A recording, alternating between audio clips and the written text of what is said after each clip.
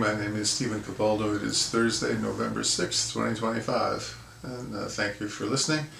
I just wanted to, first of all, say that right now I'm not doing regular messages. There was a long period of time when, every Thursday or occasionally Wednesday or some other day, once a week there would be a message coming out. And I think that really I'm in a period now where I need to just kind of be more quiet and study more and learn more, before I start speaking. So once in a while, when I think I have something useful or interesting to say, I'll say it. But I think for a while now, at least, there shouldn't be any expectation of a weekly message or something like that. But occasionally you'll hear from me, and I hope it will be useful. Today, I recently found some posts and memes that I thought were interesting because you can sort of relate them to what's going on now. And so I just wanted to go through some of these concepts and explain them a little bit, in my own words. And one of them is kind of a funny one. It's what happens when you get older, because you know how that Jesus teaches that the body is the temple of the soul, right? And you have to take care of the body in order to take care of the soul, that these things are interrelated. Well, there was a meme that I found, or a post that I found, that of what to do when you get into your 70s, which many of the people that are involved with this message, they listen or whatever, or do it, are in their 70s or close to their 70s, or hopefully someday they're going to be in their 70s, so it could have some, broader application. But the meme talked about things that you should do, if you're in your 70s, that would be helpful. And this is interesting because a couple of weeks ago I listened to someone, a doctor, saying that if you didn't come up with a really good health and wellness plan by the time you were 75, that starting at 75 there'd be a very quick and noticeable physical decline. So I think that having those two sources of information come up, I think it's kind of useful. And one of the things that in this more recent one of how to take care of yourself when you're in your 70s is to move the body every day, even if you move it slowly. And so I think that's just a question of how much exercise are you willing to do. Like, you shouldn't be hurting your body, but you should be able to move around. You should be able to walk. You should be able to do chores, work in the yard or garden or whatever, and to do that every day. The idea of sitting, and it's tough because in your work years, the generation that I grew up in and worked through, a lot of people just had desk jobs, and so they were sitting, like that all day, every day for years and years, and developed kind of a sedentary lifestyle. And all of these bad habits of bad diet, not much exercise, and a lot of the food and water available was not very good anyway. All of that, it's created just a whole generation, more than one generation, even of people with a lot of illnesses and diseases. And there is a better way to live, but I think for most of us we kind of miss that. We have to kind of rely on spiritual life and seeking God and trusting God and that type of thing, because as far as what has been happening in the natural realm, it's not very pretty. But anyway, that's one of the pieces of advice for people in their 70s, is to move the body every day. Also eat simple, clean food and drink a lot of water. Now, these are not things that are earth-shattering, but the food supply is so lousy, and then on top of that we make bad decisions. But simple, clean food, as much of green and organic, and limited animal products, and you can do your own work on that, and you decide what you need. You may need, depending on your level of spiritual development, you may need kind of denser food to sustain where you're at to start, but then as you get more developed, you can go to the lighter food, and stay healthy that way, as healthy as you can. Another idea for older people in their 70s, for example, spend time with younger people. Now, this can kind of cut both ways. If you spend time with younger people, you can maintain a spirit of curiosity and open-mindedness, and you can learn from young people. But a lot of times, younger people need the assistance of older people, and of course, when you're young, and I remember these days, very often you don't realize that you could benefit from the assistance of older people. But if you set that as kind of a goal, is to spend as much time as you can with younger people, so that you're not kind of hived off into this community of only older people, which is not bad necessarily, but I think there should be a kind of a demographic mix. You should be able to spend time with younger family members, or just younger people, some kind of group that you work in, or do something in, some kind of activity that you can do with younger people, and certain things you won't really be able to do with younger people. But you can look around, and you can find something. And this idea of forgiveness, which we talk about a lot, regardless of your faith tradition, religion, what you believe about God and about Jesus Christ, and whatever. This idea of forgiveness, it's really everywhere. I mean, it's in every tradition really, that you need to forgive everyone of everything. Which if you look around what certain people have done to the world, that's a hard thing to do. If you look around your personal life and see what certain people have done, hard to do. But you don't do it for them, you do it for you. That's the idea, is we don't really understand why we forgive, but we should forgive for our own peace of mind, and our own joy, and our own development, and our own self-love and ability to love others. That's why we should forgive. You don't forgive for others, you forgive because it's going to increase the quality of your life. And on this idea of forgiveness, I've given you 4 ideas for, as you get older, the body is the temple of the soul, and in your 70s and all that. But forgiveness, I just wanted to go through these 7 systems that are now collapsing. There's this transition from old earth to new earth, and the 7 old systems are collapsing, and there's a lot of areas where we need to exercise this forgiveness in a big way. You've got the whole establishment of government and politicians and the medical system, and you have this this thing going on now, the government shutdown, and both sides blame the other, but it's all part of this orchestrated game to cause chaos. Part of it is, let's get rid of a bunch of jobs because of AI, and part of it is just about spending less money, and just having fewer employees, and hurting the employees, and because they don't support this or that political figure. And I think the shutdown is probably going to go to like 60 days. Once it's hit 60 days, the people who've been kind of laid off or furloughed, they can be terminated permanently. So I think that's really the idea. And I think that both sides, one way or the other, are playing for that, and no matter what they say, it's all the left and the right, it's all just different nuances of the same matrix, the same cabal, or the game, evil game. And these SNAP programs, how much division does that cause in society? Because people have all these ideas about who should get them, who should not get them, and certain people really are being hurt by this delay in paying like 1/2 of what they were getting. You have people who've been on them too many years and too many generations, and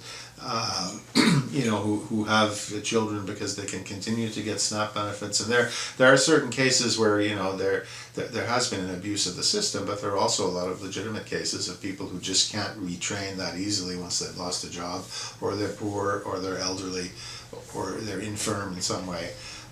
It's a very difficult situation to break open, and it's very difficult to find forgiveness. There are a lot of cases where people don't feel like they're in a very forgiving mood because they're not getting what they have been getting, or other people resent paying for it, so it's difficult for them to forgive. So it's just kind of a vicious cycle, and we've had this the medical system, which basically it runs on pills and procedures, and the main sources of information for the practitioners are things like the American Medical Association and the pharmaceutical companies, and this is, even if you try to practice a good diet and exercise, if you try to live a healthy lifestyle, very often you're going to be thwarted because you get kind of sucked into this system of pills and procedures and people who just do very well from that. A very small group of not very nice people who get insanely rich from this system. Well, that's not an easy thing to break through. And when you've had, by choice or by design, you've had access to lousy food and lousy water and this type of thing, that breeds a whole generation or a whole culture or a whole society of illness and disease, which is treated by the procedures and the pills. And so you can do all the diet and exercise you like, and you should try to do that. But what difference does it make if you're taking all these garbage pills anyway, to begin with, So there's a lot of room for forgiveness there. If you really want to forgive people, forgive the doctors and the nurses, who are blind, they're just asleep, they don't know what they're doing. You have to forgive them. And there's really nothing you can do about that anymore. I mean, you can't rescue them from something that they don't want to be rescued from, or they don't think there is anything to be rescued from, but you do have to forgive them. And then these elections, I'll just touch on that and then move on to another system besides government politics and then the medical system. The elections that have taken place, and all the accusations of so-and-so is, anti-Semite or whatever, and so-and-so is a terrorist and this and that. Well, I guess we're just going to see. These are all politicians now, and I think basically you can agree with certain ideas of certain politicians, but I've got to the point where I cannot say that I endorse really any political parties or political leaders or elected people or anything like that. I can occasionally support ideas that they come up with, and I'll do that. But the system itself, really cannot be supported. So anyway, that's one of the 7 systems or 7 pillars where we really need to make extra effort for forgiveness. And religions, and including New Age, we've got these 2 opposite ends, opposite extremes. We've got the religion, which can be very harsh and judgmental, and people get involved in New Age, and then at some point they realize, well, maybe I'm letting in false spirits, right? I shouldn't be doing that. You want to find the balance. You want to find true spirituality, and you want to find the true Most High and not the false Most High God. But there are people that you have to forgive. If you've been involved in some kind of religion that kind of uses people and hurts people and tries to indoctrinate with ideas that are not healthy, or just are very exclusive or supremacist ideas of, this group is better than that group. And really there are no supremacist groups, right? We're one body if we want to be one body, and it doesn't depend on who you are ethnoculturally. It doesn't depend what kind of group you're in. Really, there's really the body of the Most High God, expressed as Christ and manifest through Jesus Christ. There's just one body. The whole family system and relationships and this type of thing, there's a lot of forgiveness that we need to exercise in that area. We get hurt by people, and how do you let it go? I mean, you have to let it go. Yeah, you have to let it go and move forward in love. Sometimes it's very difficult to make amends as such. You just try to kind of bring down the temperature a little bit. It'd be better if you could actually make amends and sort of apologize and ask forgiveness of each other and move forward in love. But if that's not possible, at least, bring down the temperature and try to have some peace and stop arguing, and people don't fight the problem, they fight each other. They just get involved in criticizing each other and making their lives difficult. And the education system, the things that we have been taught, that are not true. The teachers taught them, they thought they were true. It's just kind of like the medical practitioners. They think they're helping you and they're not. A lot of teachers like that. They think they're teaching you real stuff and they're not. So you have to forgive them as well. The business, economy, finance, what the leaders, the elite are doing to just wipe out the middle class, just overtax and just squeeze out, marginalize, make it really, really difficult to make ends meet, except for the top of the top. You've got whole societies now that just, they try to add up the numbers at the end of the month, and it's very difficult. It's very difficult to know. And how far can you push that on, trying to live on credit cards and things like that. It's very hard. And, it's easy to get angry, but you have to resist this unrighteous anger. There's a righteous indignation that you can have, but this just kind of, anger and wanting revenge and this and that, these are not really the characteristics of the virtue of the Most High. And media, I think there's not too much more that needs to be said about how media have just distorted everything. That's lies, half truths. A little bit of leaven. Maybe there's a little bit of truth, and the way they cover, all of these stories that are taking place now, and wars and shutdown and the real state of the economy, to pretend that the economy, well, it maybe has some bumps, but it's basically okay, when it's really not okay, when really it's collapsing. And like all of these systems are collapsing, and the people responsible for promoting the collapse, those are the ones that need our attention, to be forgiven. To be forgiven. Now, we don't want to mix with them. We want to get away from them as much as possible, but we have to let them go in a spiritual sense. We have to have the strength, to just let go and say, I don't agree. I don't in any way support what you're doing, but I forgive. And frankly, I forgive more for me than I forgive for you. And arts and entertainment, all of the stuff we see, some of it's funny, but if you watch TV or shows or anything like that, the older ones tend to be kind of, a little bit better, a little bit more wholesome, and not so corrupted. But nowadays, arts and entertainment, a lot of the music and movies and stuff like that. I don't know, occasionally you see some good things, but most of the time you see things that, why are they there, right? So anyway, that's under forgiveness. So, moving every day and simple, clean food and drink water, spend time with younger people, forgive everyone, not so much for them, but certainly for you. And then,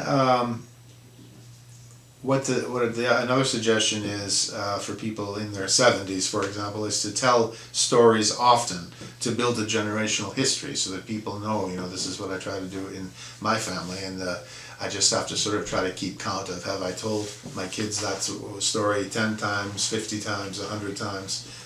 Sometimes I don't remember how many times I told the same story, but it is important to give a sense to the people in your family of, who you are, where you come from, and what you know about the different generations before you. If you heal yourself now, you will have an impact on generations past and future. That because of the soul connection and this type of thing. But tell the stories. Even though the eyelids may droop and the eyeballs look glazed over, I think it's important to tell people who you are, especially in your family. And when you come right down to it, they'll really be interested to know in almost all cases. We've got to the point where there's some people that say, that's a snooze fest. I don't want to hear anything about that. I don't really care. But I think if you do it the right way, I think people want to know about their family, their family history. So tell stories. That's a good piece of advice. Make photos and notes for a record of your life, because when you're gone, maybe people want to go back and see, what did you have, what was available. I have this notebook I'm trying to fill up with my notes. And photos, or things like doing a message or taking pictures, anything like that, any visual aids and anything that you write down about your life. I think that people who come later might be curious, what kind of a life it was. If you didn't tell enough stories, at least you may have this type of record. And the other thing, universal law, and for older people especially, give thanks in the morning, and give thanks every day for what you have. What you don't have. That's easy, but give thanks for what you do have. And there's the old joke of every morning when I get up and my name is not in the obituaries, I'm happy. I'm grateful. And some people think that's kind of a tacky joke, but it's funny in a way. You still have life. You got up to breathe, right? You breathe in the air. Maybe you go and sit in the sunshine a little bit, or walk around, barefoot, in the feet in the grass and stuff like that. Ground yourself a little bit. Give thanks for what you have. We know the way the world is. We know the way the world is. Um, and I think that we don't focus enough on appreciation of what we have, and appreciation of the material things that we have, and appreciation of the people we have around us. And a lot of them being ones that we need to forgive, but we should be grateful for all of the circumstances that God has orchestrated for our lives. You know, not everything happens for a reason. There's no sort of random things, you know, rando coincidences and stuff like that. There is a divine architecture, a divine plan, a divine system, and you can be part of it or you can rebel against it. You know, you have that choice. You do have the ability to make a choice. But God definitely wants you to be, part of His thinking and part of His plan. And I think just to end on the fact, and a lot of times, you know, older people are kind of laughed at and scoffed, and you don't really know anything, and you're a useless eater and this type of thing. But if you follow some of these tips, like I got out of this post, I think your own inner peace would be greater. I mean, your own quality of life would be greater. And really, I think that it comes down to the practice of, love the Lord your God with all your heart, soul, mind, and strength, and love your neighbor as yourself. I think if you can really practice that, I think that your life could only get better for that, for doing that. So I think I had some other notes that I was going to go through, and maybe another time I will on other subjects. But I think that information and those opinions and viewpoints that I gave, that's kind of a good block, a good chunk, and it makes a message. And so I'll be back another time, and I'm not putting expectations on myself, but I would really like to have something important to say, so that the people who listen, they don't just listen mechanically, and I'm not just speaking mechanically, but out of real experience and study and viewpoints that come from the Most High, from the Spirit of God, the power of God. So that's the way I'll be proceeding with this, and I hope you have a good day, and much love to you all, and bye for now.